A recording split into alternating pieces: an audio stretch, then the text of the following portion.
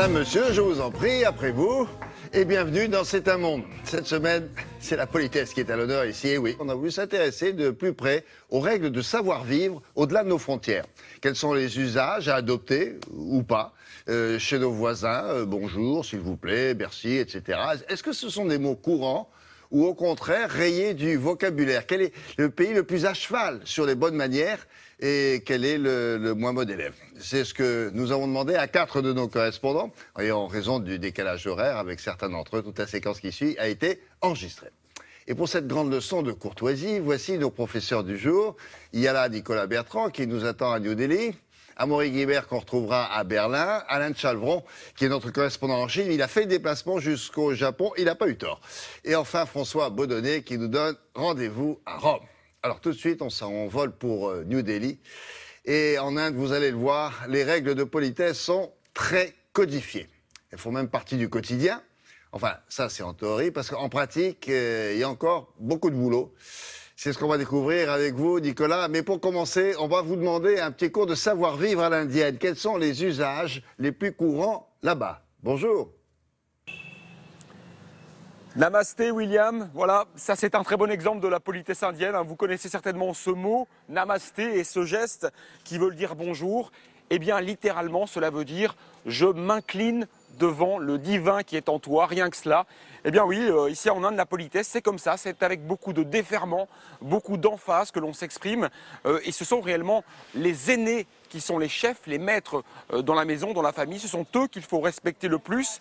Il y a ici un ensemble de règles qu'on appelle sanskar, sur la façon de manger, sur la façon de s'exprimer avec beaucoup d'emphase. Je vous salue William, le très vénérable, voilà, c'est comme ça qu'on dit ici. Et puis, dans la rue, dans les espaces publics, c'est l'individualisme poussé à l'extrême. Là, le respect, il faut complètement oublier. Vous allez le voir dans ce reportage signé Amanda Jacquel, Sébastien Tobon et Morgane Beloir. Depuis des générations, chez les Chauhanes, il y a des règles de politesse strictes à respecter.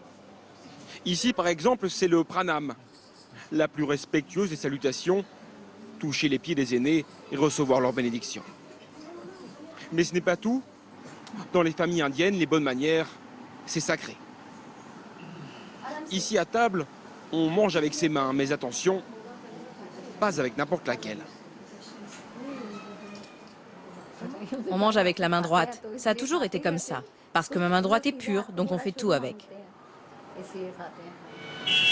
Une fois sortis de la maison, les règles de politesse cèdent la place à la loi de la jungle urbaine.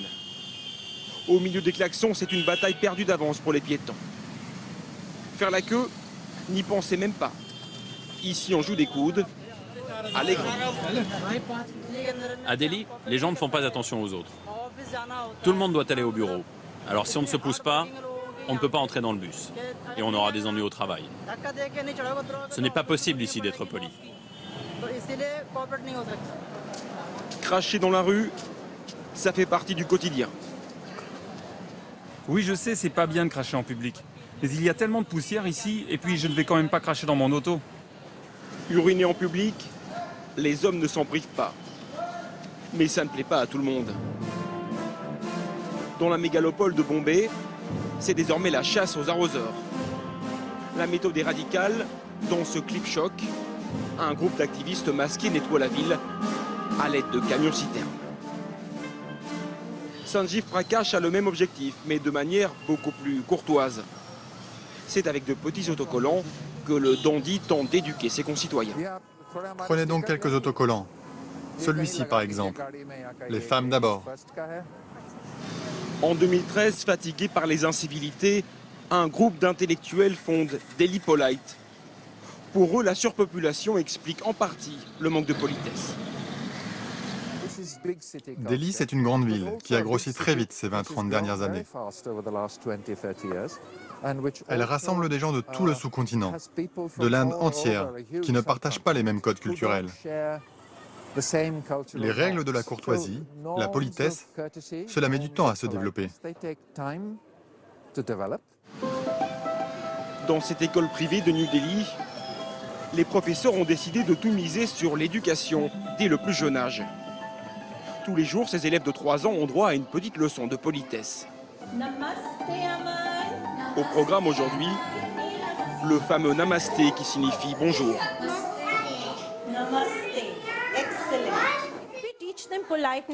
Si on leur apprend maintenant la politesse, ils grandiront en adultes responsables. La politesse, c'est quelque chose de très important pour eux, pour qu'ils deviennent de bons individus. Et bien entendu, parce que notre avenir, l'avenir de l'Inde, est là, entre leurs mains. Qu'est-ce que vous dites des enfants qui ne disent pas namasté ou ne disent pas merci? Je vais te le dire, c'est pas bien. C'est pas bien du tout. Comment se tiennent les bons enfants? Pour cette leçon, pas de contrôle pour les élèves. Le devoir de politesse se teste au quotidien. Ah oui, vous l'avez dit, hein, c'est very, very, very bad. Alors Nicolas, comment vous expliquez ce qu'on pourrait appeler le paradoxe indien? Le fait d'être poli en famille, on l'a vu, et extrêmement grossier dans les espaces publics, voire même violent parfois. Eh bien, la première raison avancée, c'est bien sûr la surpopulation. 1,2 milliard d'Indiens, 25 millions d'habitants juste ici à New Delhi, cela fait beaucoup de monde. Alors quand vous demanderez aux Indiens, eh bien, ils vous diront on n'a pas le temps d'être poli, il faut aller vite et surtout, il faut se faire une place dans la foule. Alors je vous donne un exemple tout simple. Si vous tentez de prendre un de ces petits taxis que l'on appelle rickshaw ici, n'essayez pas de dire bonjour, comment ça va ou merci, non. On vous regardera très très bizarrement. Ici, il faut aller vite. Donc vous criez votre destination au chauffeur. Et si lui a envie de vous embarquer, il vous fera un signe pour que vous montiez. Et s'il ne veut pas, il ne vous regardera même pas et il s'en ira. Voilà, c'est comme ça que ça se passe. Même chose pour les transports en commun. Il ne faut pas penser à faire la queue. On pousse, on joue des coudes pour essayer de se faire une place à l'intérieur du train ou à l'intérieur du bus. C'est comme ça, c'est l'individualisme poussé à l'extrême, alors que dans la famille, dans la cellule familiale, c'est tout le contraire. Et quand on est une femme, c'est encore plus difficile. Dernière question, Nicolas. Est-ce qu'il y a des règles de politesse qui vous ont, je sais pas moi, surpris ou même un peu troublé? Oui, alors par exemple, si vous êtes invité dans une famille indienne, eh bien vous serez réellement considéré comme un dieu vivant. En France, vous savez, il est de bon ton de proposer d'aider à mettre le couvert ou même de cuisiner. Eh bien ici, cela pourrait être considéré comme très très offensant. Et puis aussi en Inde, il faut faire attention où on met les pieds. Je m'explique, toucher quelqu'un avec son pied peut être considéré comme très très offensant. La plante des pieds, c'est même un sacrilège, il ne faut surtout pas qu'elle soit pointée dans la direction de qui que ce soit. Alors voilà, en Inde, c'est comme ça. La politesse, c'est très très culturel, et puis dans un pays aussi grand, il faut faire attention. Ce qui peut être considéré comme poli d'un côté de l'Inde peut être considéré en revanche comme très grossier de l'autre côté. Très bien, merci vénérable Nicolas, et à très très bientôt.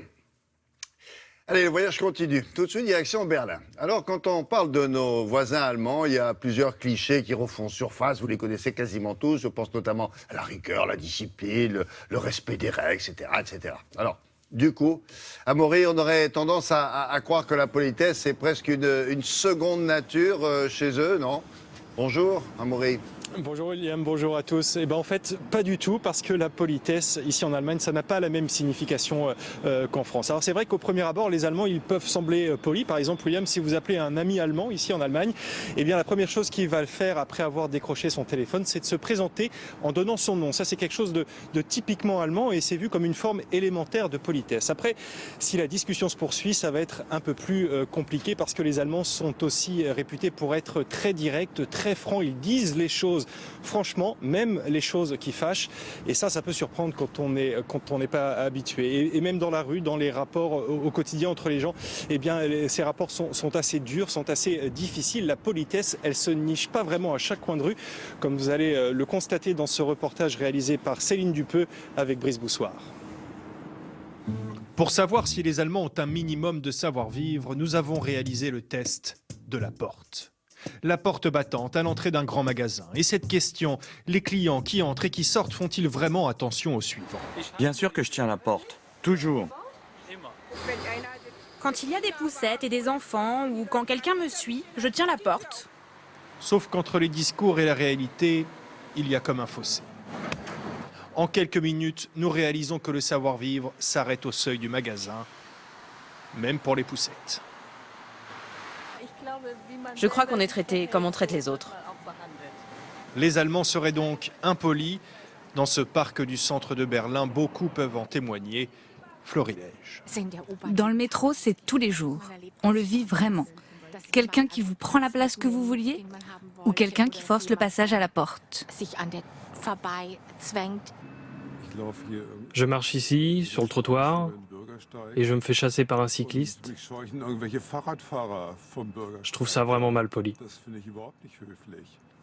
Et le summum, c'est sur la route. Selon une étude réalisée cette année, les Allemands sont les conducteurs les plus agressifs d'Europe. Excès de vitesse, feux rouges grillés, insultes, tout y passe. Ici, personne ne regarde l'autre. C'est toujours j'ai raison, je fonce et je roule même si ça n'a pas de sens. Les gens sont devenus plus agressifs. Ils ne mettent pas de clignotant, ils te collent. Mais ils ont pris ça de l'étranger. Les choses seraient en fait un peu plus compliquées et les Allemands les premiers responsables. C'est ce que pense Moritz Knigge. Son ancêtre a écrit il y a plus de 2 siècles la Bible du savoir-vivre à l'allemande. Pour lui, l'impolitesse a une cause principale et bien identifiée. Le plus gros problème, c'est que les Allemands ont une vision très individualiste et auto-centrée des relations. Ils pensent surtout à eux-mêmes et se mettent toujours au premier plan. Cela donne des comportements très égoïstes. On ne prend pas l'autre en compte, mais on pense d'abord à soi. Ils ne pensent qu'à eux, et pourtant ils respectent scrupuleusement certaines règles communes, comme ne pas traverser au feu. C'est paradoxal, mais le savoir-vivre à l'allemande est un concept qui peut nous sembler étranger. Pour bien le comprendre, rien de mieux qu'un regard franco-allemand. Beaucoup d'Allemands, avec leur manière très directe de s'exprimer, ne se rendent pas compte que leurs propos peuvent blesser, parce qu'ils peuvent être très directs. L'impolitesse qu'on peut percevoir du côté français, une fois qu'on connaît les Allemands, on comprend que c'est pas de l'impolitesse, c'est juste la façon qu'on a de communiquer qui est différente. Pour être poli avec un Allemand, il vaut donc mieux faire preuve de franchise. La signification du savoir-vivre peut changer dès qu'on franchit les frontières. Bon, alors, cela dit, attention, restons humbles. Est-ce qu'on a le pouvoir de donner des leçons à nos voisins allemands? Je ne suis pas convaincu. Mais on continue avec le portrait que nous brosse Amaury. Bon, on l'a bien compris, pas de, comment pourrait-on dire, pas de salam alek, voilà, en Allemagne. En gros, pour les Allemands, la politesse, c'est d'être le plus direct, le plus franc possible, quitte à frôler l'impolitesse. Hein. C'est ça ou non? Oui, c'est tout à fait ça, William. D'ailleurs, dans le Faust de Goethe, il y a une phrase assez célèbre qui dit « On ment quand on est poli ». Et cela résume tout à fait le point de vue allemand sur la politesse, qui est vu ici comme quelque chose d'assez faux, de pas très sincère. Autant se dire franchement les choses, quitte à vexer ou à blesser les gens, mais au moins c'est honnête. Par exemple, à la question traditionnelle « Comment ça va ?», eh bien, un Français aura plutôt tendance à répondre « Ça va », même si ce n'est pas le cas. Un Allemand, lui, va plutôt répondre « De toute façon, ça vous intéresse pas, mais si vous tenez vraiment à le savoir, eh ben, ça va pas du tout ». Voilà, c'est une franchise qui peut être parfois assez déroutante, mais elle a aussi des avantages, notamment dans le monde du travail où elle est synonyme de plus d'efficacité. On se dit franchement les choses et donc les choses, eh bien, elles avancent un peu plus vite. Ici, ça arrive qu'on fasse ce genre de remarques. Comment ça va? Je vois pas pourquoi tu me poses la question, t'en as rien à faire. Alors, dernière question à Amaury, les Allemands, ils sont fâchés avec la galanterie ou pas? Disons que c'est compliqué parce qu'il y a comme un dilemme entre le souhait d'être poli, d'être galant, tenir une porte, aider à mettre un manteau, et puis la question de l'égalité homme-femme. Parce que s'il y a égalité, pourquoi traiter les femmes différemment? Il y a beaucoup d'Allemandes qui prennent assez mal la galanterie, qui trouvent que c'est quelque chose de dégradant, parce que la galanterie est vue comme la politesse, comme quelque chose qui n'est pas très honnête, qui n'est pas très franc. Je vais vous donner 2 chiffres pour terminer, William. Selon un sondage récent, eh bien 98% des Françaises disent apprécier la galanterie. Ce chiffre, il tombe à 71% seulement chez les Allemandes. Voilà, vous savez à quoi vous en tenir, William, si vous venez nous voir ici à Berlin. Très bien. Oui, je ferai attention. Je viendrai avec mon petit manuel. Merci beaucoup, Amaury. Et je ne sais pas comment on dit bon courage en allemand, mais c'est en tout cas ce que je vous souhaite. À bientôt, donc. À bientôt. Petite pause chez nous à présent avec notre spécialiste S-Web. Sur l'Internet, vous allez voir que les bonnes manières ont tendance à disparaître derrière l'écran. Alors, Julia, Est-ce que c'est vraiment la jungle sur la grande toile? Bonjour. Oui, bonjour. Oui, c'est la jungle. Dans un monde idéal, notre comportement en ligne devrait être tout aussi irréprochable que dans la réalité. Mais quiconque est un peu actif sur Internet pourra en témoigner. Les bonnes manières disparaissent à partir du moment où vous vous planquez derrière votre ordinateur. Il existe cependant, William, une chose très très importante dont on parle peu finalement, qui s'appelle la netiquette. C'est un mot qui définit le concept de bonne conduite sur le web. Reconnu officiel au niveau international, c'est un mot vraiment international qui marche aussi bien en français qu'en anglais. C'est l'ensemble des conventions de bienséance régissant le comportement des internautes dans le réseau, notamment lors des échanges sur les forums, les blogs, les réseaux sociaux ou le courrier électronique. C'est un mot extrêmement important qui a démarré et qui a débuté dans les années 90. Au même moment que la création d'Internet. Aujourd'hui, vous ne pouvez pas faire de contrat sur le web quand vous achetez un logiciel, quand vous prenez un abonnement avec un fournisseur d'accès, sans que la netiquette soit dans les conditions d'utilisation. Bon, on l'a vu, un netiquette, c'est la contraction entre net et étiquette. Étiquette dans le sens, les règles en société. Bonne conduite, exactement. Alors, quelles sont précisément ces règles de la netiquette alors? Alors, certaines semblent découler vraiment du bon sens, sauf que ce n'est pas si systématique que ça. Par exemple, un truc qu'on ne fait pas sur le web, sur Internet ou n'importe où, William, on proscrit les majuscules. Quand vous écrivez en majuscules sur le web, sur vos mails, vous criez. C'est vraiment l'équivalent d'un cri. Donc c'est quelque chose qu'on ne fait pas. On soigne évidemment son orthographe puisque c'est une forme de respect, mais aussi le reflet de soi. Donc il faut être vigilant. Éviter les sujets épineux. C'est pas parce qu'on est derrière son ordinateur qu'on a le droit de parler d'argent, de religion, de politique, de vie privée. Tout ça doit rester privé. Et sur le web, on sait à quel point ça peut être dangereux. Il faut agir comme dans le monde réel. Vous respectez certaines règles de politesse, vous vous présentez, vous mettez un objet dans vos mails, très important.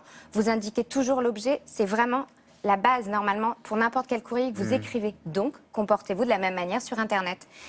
Vous avez aussi des choses comme préserver la confidentialité des gens à qui vous adressez. Vous ne mettez pas 15 personnes en copie si la moitié de ces gens-là ne sont pas connus de votre destinataire. Ça ne se fait pas. Et quand je vous cite tout ça, il y a bien évidemment des choses que moi-même je fais parce que je ne respecte pas complètement la netiquette. Ouais. Il est question des réseaux sociaux parce que alors là c'est un peu l'anarchie sur les réseaux. Alors, quand vous prenez un abonnement sur les réseaux sociaux, vous signez aussi la netiquette. Ah bon? Après, vous avez cet article que je vais mettre sur Facebook, William, qui précise que chaque réseau social a ses propres règles de politesse que vous avez là.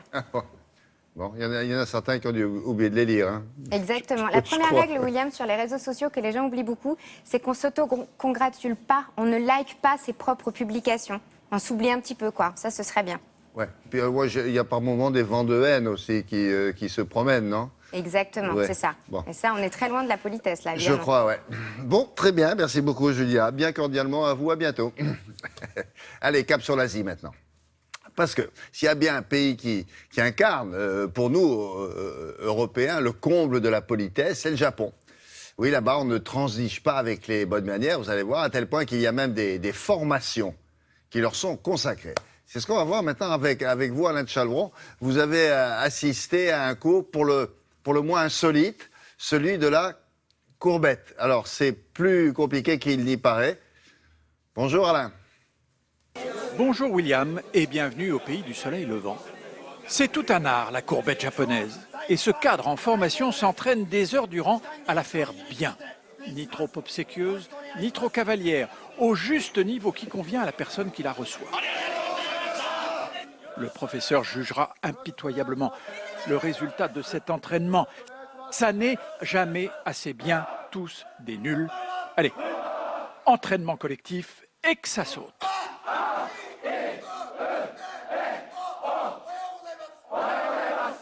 Bon, ça n'est pas toujours aussi militaire, l'apprentissage de la politesse japonaise, de cette exquise politesse. Dans cette école de maintien, par exemple, 10 000 élèves, la plupart envoyés par leur employeur, c'est beaucoup plus soft. Aujourd'hui, cours particulier pour ces 3 jeunes femmes. La professeure a préparé soigneusement son tableau. Au menu, la courbette, justement. La courbette, c'est très important pour montrer votre respect aux autres. Cela remonte à l'époque des samouraïs. Ça veut dire « je suis prêt à donner ma tête à votre sabre ».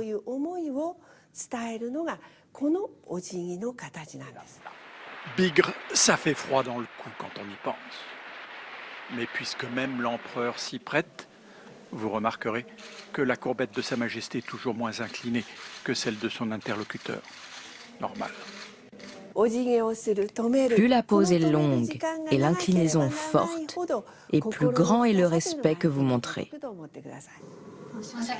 Et s'il n'y avait que les courbettes? Mais il y a aussi façon et façon de dire merci. Ça n'a l'air de rien de dire merci, mais c'est tout un art, subtil. Subtilité également dans la manière de donner sa carte de visite, comme on donnerait une partie de soi-même à deux mains.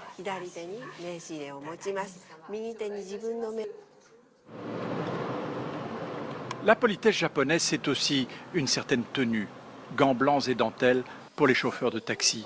C'est enlever ses chaussures avant d'entrer dans une maison, mais attention, la pointe de la chaussure doit toujours être tournée vers l'extérieur, sinon c'est très impoli. Être poli, c'est traverser dans les clous, être bien discipliné, faire la queue, s'embrancher, surtout pas de resquille, même si la politesse veut qu'on ne rouspète pas face à un resquilleur, etc., etc. Tout cela, les Japonais l'apprennent dès leur plus jeune âge, mais le plus dur n'est pas là, le plus dur, c'est la langue. Il n'y a pas une langue japonaise ici, il y a des langues japonaises. Selon l'hiérarchie dans la société, selon l'âge, selon soit un homme ou une femme, et soit inférieur et supérieur, et le langage change tout. Il y a 1000 manières de dire merci, il y a 1000 manières de dire bonjour, et il faut bien savoir quel langage on choisit. Vous l'aurez compris, William, la politesse japonaise, ça n'est pas de la tarte. C'est un art, une science, on pourrait dire presque un métier. Reste maintenant à savoir pourquoi les Japonais s'infligent un tel protocole, au demeurant assez plaisant quand on arrive de Chine, où toutes les conventions datant de l'Empire ont été plus ou moins balayées par la Révolution. Eh bien, la première explication, c'est que les Japonais sont probablement le peuple le plus introverti de la Terre. Et toutes ces règles intangibles, en fait, permettent de vaincre la timidité et de nouer le dialogue. La deuxième explication est plus désagréable. C'est peut-être aussi très hypocrite, cette politesse. Car finalement, on va traiter de la même façon la personne que vous admirez le plus ou celle que vous méprisez le plus, à quelques tout petits détails près, mais que seuls les Japonais pourront percevoir. Merci Alain, à bientôt. Retour chez nous maintenant. Alors, vous l'avez bien compris, comme nous le faisons tous les samedis ici, on cherche des informations ici ou là grâce à nos correspondants étrangers. On ne donne pas de leçons et en tout cas pas sur ce sujet-là non plus. Avec Anissa Afaoui maintenant, on va réviser nos classiques avec une leçon de bonne manière. Alors cette fois-ci à la française. Alors pour commencer, est-ce qu'il y aurait une définition, je sais quoi, c'est de la politesse chez nous alors? Alors, si on regarde dans le dictionnaire, la définition de la politesse, c'est l'ensemble des usages régissant les comportements des gens les uns avec les autres. Donc être poli, c'est respecter ces règles-là. Maintenant, il y a une remarque que l'on peut faire, c'est qu'il est très difficile de dater, de trouver l'origine de la politesse. Qui l'a inventée? À quel moment précisément? Ce sont des questions sans réponse. Ça s'est fait peut-être tout seul? Ça s'est fait tout seul. Disons que c'est un concept sans âge et sans père. Et en revanche, ce que l'on note, c'est que les codes de la politesse ont, eux, énormément évolué avec l'évolution de la société française. Comment ça a évolué? Alors, pour la politesse, l'évolution, on va dire qu'il y a une marque très nette, c'est 1789. Il y a un avant 1789 et un après 1789. En bref, avant 1789, la politesse est l'apanage de l'aristocratie et de la bourgeoisie, extrêmement codifiée. Après, tout bascule. Et donc ensuite, sur une courte période, donc qui va de 1789 au début du 19e siècle, là on entre dans un renversement de la société française, et donc évidemment la mise à mort de l'aristocratie, que le peuple veut voir totalement disparaître, avec évidemment la disparition des privilèges, et la politesse y est associée. Donc il y a une forme de lutte contre la politesse qui fait écho, si vous voulez, à la lutte contre la bourgeoisie et l'aristocratie. Mais ça va durer très peu de temps. C'est une mode qui va passer dès 1800. Dès lors, on réhabilite la politesse, même on la réinvente avec de nouveaux codes, et surtout, là on a l'héritage de la Révolution française, c'est que maintenant la politesse, elle est pour tous, et elle doit être partagée par tous. Et qui établit les codes à l'époque, le code dont vous parlez? Parce que vous avez dit que c'était les aristocrates ou les bourgeois et pas les autres. Et là, Effectivement. Alors même après 1789, effectivement, même au 19e siècle, ça reste la bourgeoisie qui édicte les codes de la politesse. Là-dessus, nous sommes effectivement absolument d'accord. Cela durera néanmoins un siècle. Pendant un siècle encore, on va dire que les codes de la politesse vont se redurcir comme ils l'étaient, on va dire, avant la Révolution française. Et comme ils l'étaient avant la Révolution française. Et ils vont réexploser. Donc justement parce qu'ils se sont redurcis. Donc là, ça explose quand? Ça explose au début de la Première Guerre mondiale. Et là, on s'approche enfin, William, de la politesse telle qu'on la connaît aujourd'hui, telle qu'elle existe dans notre société française contemporaine, avec néanmoins une petite observation, c'est qu'à ce moment-là, la pratique stricte, disons, de la politesse recommence à appartenir aux classes sociales les plus aisées. Et puis on peut se demander aussi, c'est comme l'a dit Alain Chalvron, notre correspondant en Chine qui était au Japon, si c'est pas aussi l'art de l'hypocrisie. Bon, on verra bien. Alors où en sommes-nous maintenant? Autrement dit, c'est quoi être poli en France aujourd'hui? Alors évidemment, nous sommes très loin de la politesse d'avant, le code de civilité d'avant la Révolution française ou de la politesse du siècle des Lumières. Néanmoins, aujourd'hui, les Français restent très attachés à certains comportements. Alors maintenant, sans forcément vous faire une liste exhaustive, la politesse à la française, ce sont des formules verbales et ce sont des comportements. Donc par exemple, bonjour, au revoir, dire merci, se tenir correctement à table, tenir la porte aux gens qui sont derrière nous, etc. Voilà, ce sont des comportements que les Français, on va dire, au quotidien, respectent plus ou moins. Quand vous dites plus ou moins, vous voulez dire que les Français ne respectent plus vraiment les règles de la politesse? On entend ça quasiment partout, dans tous les pays où nous sommes allés. On dira, c'est avant, autrefois, les enfants disaient bonjour, c'est plus le cas aujourd'hui. On dirait salut. Alors oui, alors c'est le cas peut-être même pire, parce que disons que si on regarde comment est-ce que les Français sont vus à l'étranger, très clairement nous n'avons pas bonne presse. Il se trouve qu'il y a eu un sondage réalisé par un site de réservation de vols en ligne, que l'on ne citera pas, et qui a donc fait un sondage auprès de ces voyageurs. Oui. Eh bien dans le classement des pays les plus mal élevés au monde, eh bien la France tient la première place. Non. Voilà, ça pique, ça fait un petit peu mal de lire ça, mais ce sont les faits. Par contre, voyez-vous, il se trouve que les Français sont de très bonne foi. Nous sommes non seulement de bonne foi, et en plus on le reconnaît, puisqu'il y a eu plusieurs sondages aussi sur cette question-là.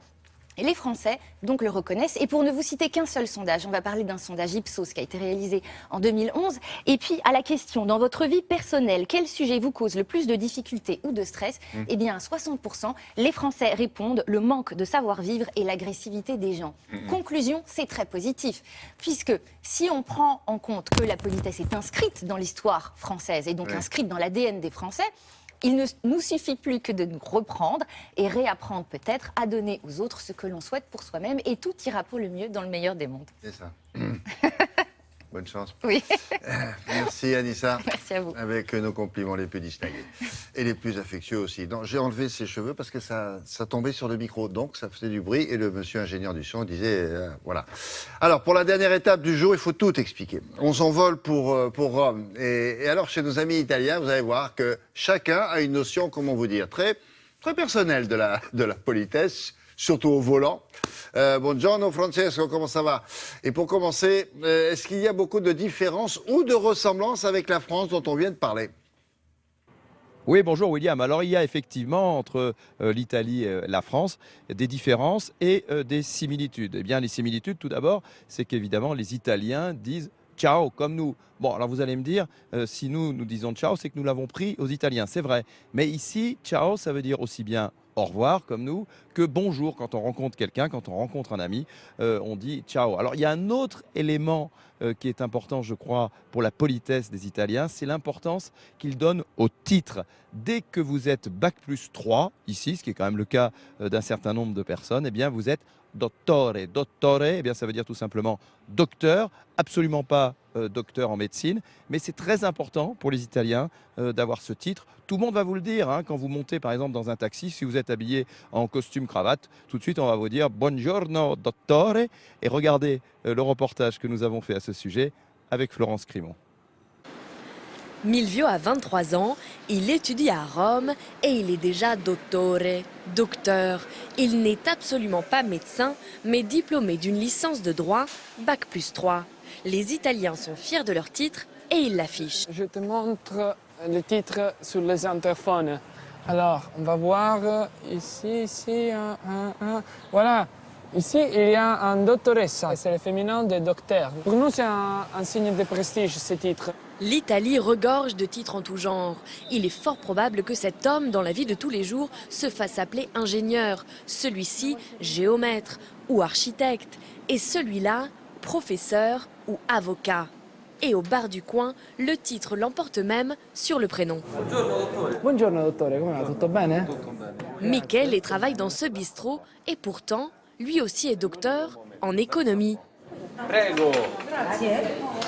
S'il vous plaît, merci, je vous en prie. Ici, dans tous les commerces, on est très poli. Autre particularité de l'Italie, la convivialité. Entre clients et barman, on discute. Ils sourient toujours, ils parlent, ils sont contents, tout c'est très agréable. En France, par exemple, ils sont renfermés un petit peu, non? Comme tous les Italiens, Milvio est chaleureux, très chaleureux avec les amis proches. Mais avec un garçon du même âge qu'il ne connaît pas, la poignée de main s'impose. Garçon et fille, la première fois qu'on se rencontre, c'est obligatoire de se serrer la main et dire piacere, que ça signifie enchanté. Enchanté, s'il vous plaît, je vous remercie. Mais à l'écrit, les formules de politesse sont encore plus marquées. Gentilissimo. Gentilissimo. Très gentil, monsieur Rossi. Une expression indispensable à respecter. Si on n'écrit pas gentilissimo, on pourrait penser que la personne qui t'écrit, c'est un petit peu impoli, non? Et au volant, les Italiens et la courtoisie, c'est fini. On ne les reconnaît plus. Ils deviennent d'une vulgarité incroyable. Che cazzo vuoi? Ma vattene a fanculo, coglione di merda! Che en français, ça signifie à peu près va te faire tête de et tu guides comme un putain, qu'est-ce que tu veux là? Les Italiens en voiture se croient vraiment tout permis. Ici, on se gare comme les deux roues. Merde, je peux pas sortir par ici. Je peux pas sortir même par ici, hein? Cette impolitesse au volant se retourne même contre eux. On va passer par ici. Ah. Trop poli pour être honnête, l'Italien courtois peut aussi être le roi des goujats. Bon, François, et la bise alors, chez nous, là, 2 ou 3 ou 4, ça dépend des régions. Vous la faites là, chez vous?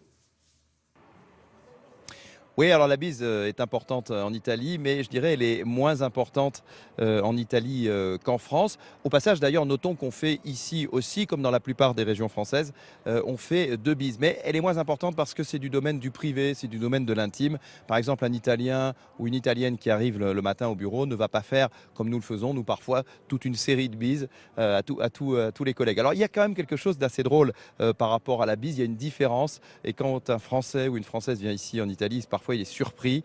En fait, c'est que nous, les Français, pour faire la bise, eh bien, nous tendons la joue droite, ça donne ça, on part vers la gauche, alors que les Italiens, eux, ils font le contraire. La plupart du temps, évidemment, c'est pas une règle absolue, mais ils partent vers la droite et ils tendent la joue gauche. Et donc, il peut y avoir parfois, William, des petits accidents de bise dont on ne parle pas assez. C'est pour ça que ce matin, je voulais y remédier. Oui, des accidents de bise, puis parfois vous les faites exprès, les accidents en question. Merci, mille grazie, dottore, à bientôt. À bientôt cette semaine. Madame, monsieur, la leçon de politesse touche à sa fin. Merci à nos 4 correspondants de nous avoir éclairés